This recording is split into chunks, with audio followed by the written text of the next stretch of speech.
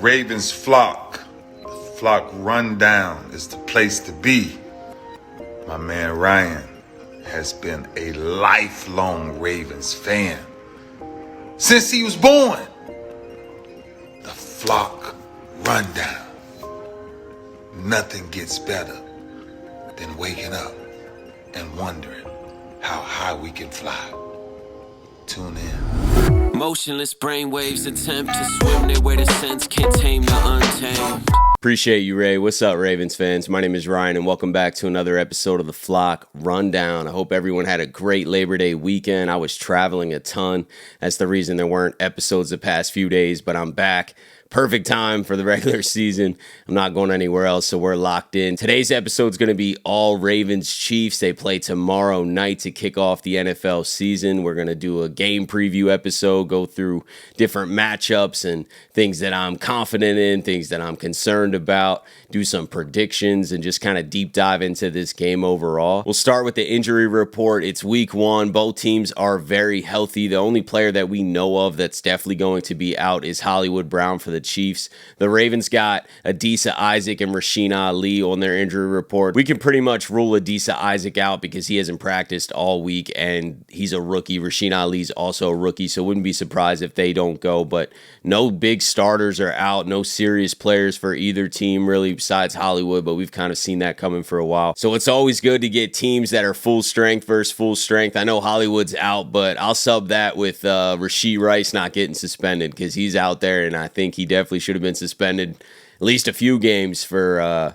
driving 120 miles an hour down the highway and then running off after he had a collision. But I'll leave that alone. It seems like he's going to be out there. He's a big piece for them. I would say he's a way bigger piece than Hollywood Brown would be. So I think that we can fairly substitute those guys. And the Chiefs are pretty much full strength. The Ravens are full strength. Let the best man win. I mean, we're playing the best of the best. I mean, week one. So we're going to see where we're at. We're going to have to go out there and play our best football early in the season. But all we can do is go out there and be our best. I mean, it's going to take that in order to get the win, and we're going to have to learn from our mistakes and make adjustments on the sideline and go out there and find a way to beat a really good football team. And these teams really just played each other. Obviously, the Chiefs went on and played one more game against the Niners to win the Super Bowl, but the Ravens' last game was that AFC Championship against the Chiefs. There are some players lost, some players added, some changes that I think could impact this game, so I kind of wanted to dive into some of those. We'll start with the Ravens' big one, and that's adding Derrick Henry. Now, last year in the AFC Championship, they had Gus Edwards, Justice Hill, Dalvin Cook, and now we're upgrading Gus Edwards to Derrick Henry. That is a big upgrade. That is a difference maker. The Ravens are bringing back a very similar team, but that is a huge addition that the Chiefs have struggled to bring down in the past. Derrick Henry has caused them problems. I know that was a few years ago, and Derrick Henry may not be quite that guy, but I think he's right there. I mean, we haven't seen a drop off from Derrick Henry his whole career. He's still a 1,000-yard rusher last year, 10-plus touchdowns. We haven't seen the drop off yet. So unless you're predicting the drop off or the injuries or whatever, there's no evidence to suggest that that's right around the corner for him. He's a big dude, man, and I think him in combination with Lamar Jackson is just something that this league has never seen. That speed-power combo, that read option. Good luck for defenses trying to guess who has the ball. If you crash to Henry, Lamar can always pull it and hit the outside. He's 20-plus pounds lighter now. So it's going to be an interesting situation to watch. I think Derrick Henry being added into this equation is massive. It's massive for the Ravens in general throughout the entire season. We saw the Ravens offense change quite a bit going from Greg Roman to Todd Monken as the offensive coordinator last season. Now this is year 2 under Todd Monken. We saw Lamar and the pass game really open up. Got a weapon like Zay Flowers, has a healthy Rashad Bateman now, Mark Andrews, Isaiah Likely, and then Derrick Henry added to this equation. I think this Ravens offense is built to take a step up from last year. There's no doubt about it. And as we all know, the Ravens in that AFC Championship only ran the ball 6 times. So that is going to be a difference in this game. There's no chance we only run 6 times with Derrick Henry. And then another change for the Ravens that the Chiefs fans might not even really know about is the offensive line went under a complete makeover. I mean, Voorhees is a rookie left guard. Daniel Falele is not a rookie player, but he's a rookie right guard because he used to play right tackle only, and now he's going to be our right guard.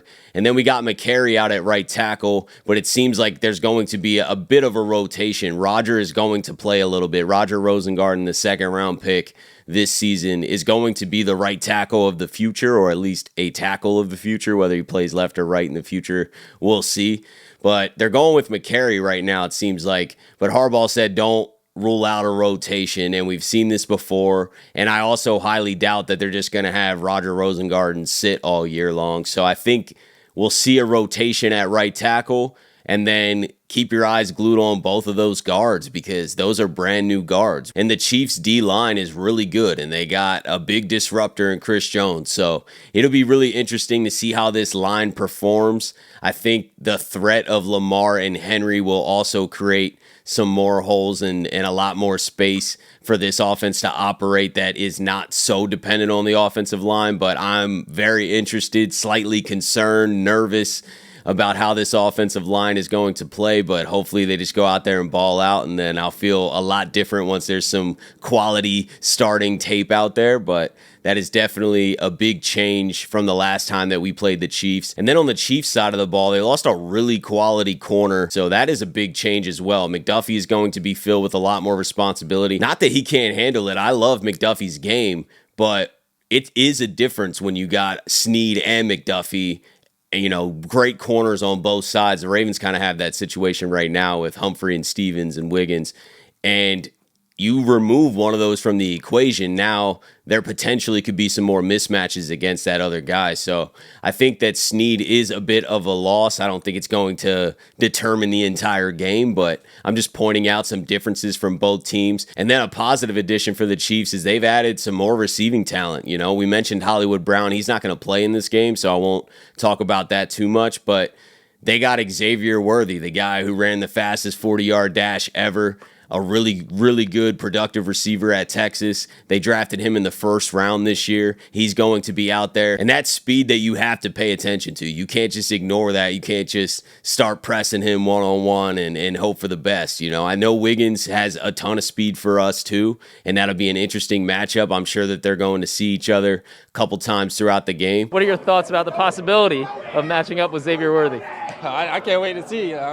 Speed versus speed. We're going to see. I guess we're going to see who the fastest. We definitely need to keep our eyes on Worthy. We have really good safeties. I don't expect them to be making a lot of mistakes where they're letting Worthy get over their head. But this is a difference maker for the Chiefs that they didn't have in that AFC Championship game. They didn't have speed like that.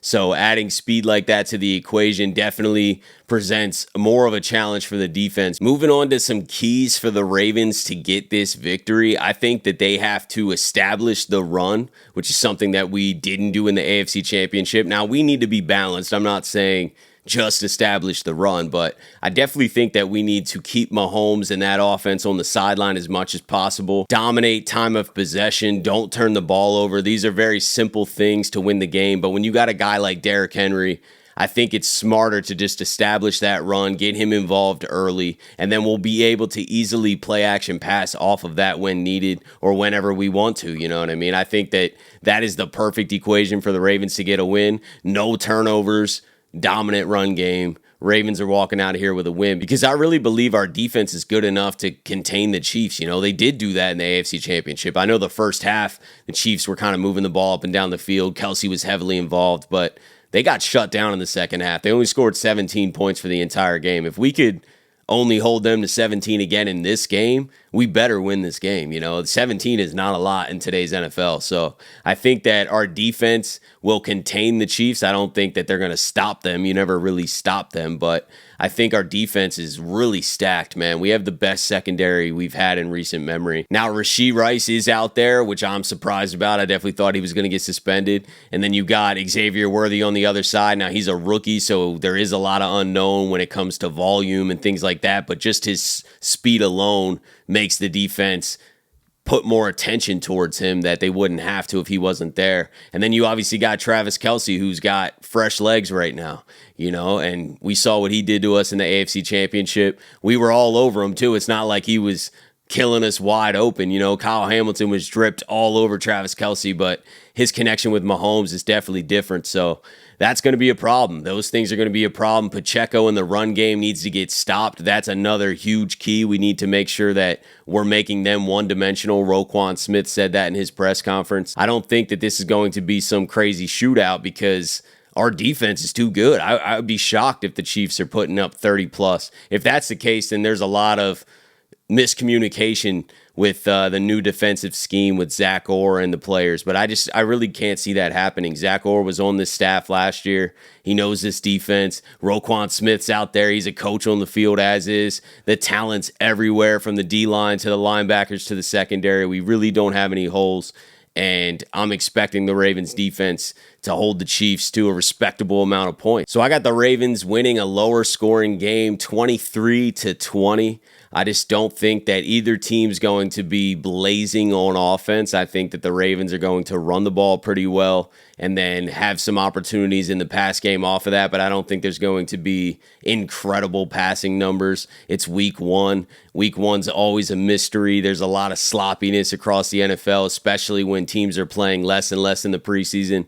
Now, the Chiefs got a lot more preseason reps than the Ravens did. The Ravens starters got 0. I mean, we haven't seen Henry, Lamar, Zay, Andrews, 90% of the Ravens starters were not playing in the preseason at all. So they haven't really went against another team. Preseason, but this year is a totally new year. I have an immense amount of respect for each and every guy I go out on the field with. And, hey, if you watch practice at all throughout training camp, I think some of those practices was harder than a lot of those games we played in last season. So we'll definitely be ready. I trust the process from up top to down bottom throughout our work habit throughout the week. So I'm very excited, and we'll show exactly to the world exactly how not rusty we are. And I think the Ravens are playing for a little bit more, at least in an emotional standpoint. I know week one doesn't really matter that much for the rest of the season for any team, and the narrative won't change regardless, right? If the Ravens beat the Chiefs, it's going to be like, well, they're going to have to do it when it counts in the AFC Championship or in the playoffs. If the Ravens don't beat the Chiefs, it's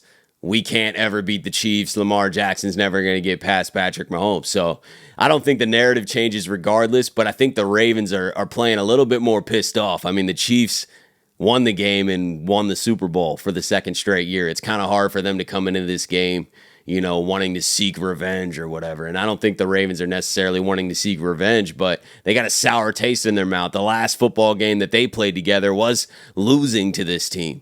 So there's no way you don't come out a little pissed off, especially on the road. It's going to feel like the team versus everybody. I just think the Ravens might have a little bit more juice, and they're an extremely talented team. So there's not a lot of holes on this team at all. And I know the Chiefs bring a ton to the table. They're obviously the 2-time defending Super Bowl champions looking to three-peat.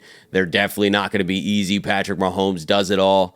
But I think the Ravens establish a strong run game with Derrick Henry. He has a welcome to Baltimore party, 110 yards, 2 touchdowns. And we beat the Chiefs 23-20. It's week one, so who really knows? We're going to have a lot more answers after this game, and I can't wait to start dissecting the film because I think we're going to learn a lot about this Ravens team after this game. I cannot wait for tomorrow. The season is finally here, and I cannot wait to go on this journey with you guys and watch the Ravens go try and win a Lombardi. But that's it for today. I appreciate you guys tuning in to another episode of the Flock Rundown. Have a beautiful rest of your day. Go Ravens. And I'll talk to you guys soon. Motionless brainwaves attempt to swim their way to sense, can't tame the untamed.